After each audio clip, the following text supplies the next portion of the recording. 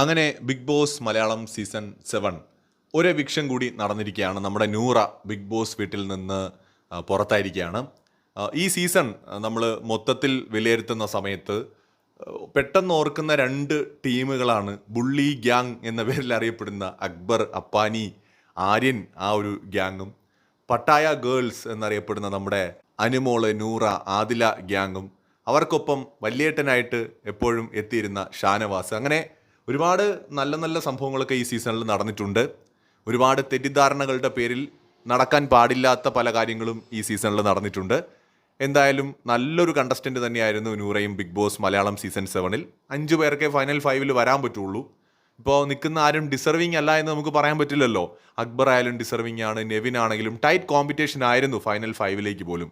So എല്ലാവരും deserving ആണ്. പക്ഷേ 5 പേർക്കേ വരാൻ പറ്റൂ. അവിടെ ബുദ്ധിപരമായി ചരട് വലിച്ച ആളുകൾക്ക് എത്താൻ കഴിയും. മണ്ടത്തരം കാണിച്ചവർക്ക് അവസാന നിമിഷം കലമിട്ട് ഉടക്കേണ്ടി വന്നവർക്ക് പുറത്തു വേണ്ടി വരും. ഇവിടെ നൂറയും ആദിലയും ബുദ്ധിപരമായി അവസാന ആഴ്ച നിന്നിരുന്നുവെങ്കിൽ ഇവരിൽ ഒരാൾ ഉറപ്പായിട്ടും ഫൈനൽ 5-ൽ എത്തിയേനെ. പക്ഷെ അവസാന ആഴ്ച പല കാരണങ്ങളാൽ, തെറ്റിദ്ധാരണകളാൽ, മറ്റു പലരും പ്രേരിപ്പിച്ചതിനാൽ, മറ്റു പലരും പറഞ്ഞ തെറ്റിദ്ധാരണകളിൽ വീണതിനാൽ ഇവർക്ക് ഒരുപാട് വീഴ്ചകൾ സംഭവിച്ചിട്ടുണ്ട്. അതെന്തോ ആയിക്കോട്ടെ, ബിഗ് ബോസ് അവസാനിക്കുകയാണ്. നൂറ ഈ ആഴ്ച വീട്ടിൽ നിന്ന് ഫൈനൽ 5-ൽ എത്തിയിട്ടില്ല. പക്ഷേ ടോപ്പ് 6-ൽ നൂറയുണ്ട്. നൂറ പുറത്തായിരിക്കുകയാണ്. പോകുന്നതിന് മുമ്പ് എല്ലാവരെയും കെട്ടിപ്പിടിച്ച് സംസാരിക്കുന്നുണ്ട്. അനുമോളെയും കെട്ടിപ്പിടിച്ചൊക്കെ സംസാരിച്ചിട്ടൊക്കെയാണ് പോയിരിക്കുന്നത്. കൂടുതൽ അപ്ഡേറ്റ്സുമായി വീണ്ടും വരാം.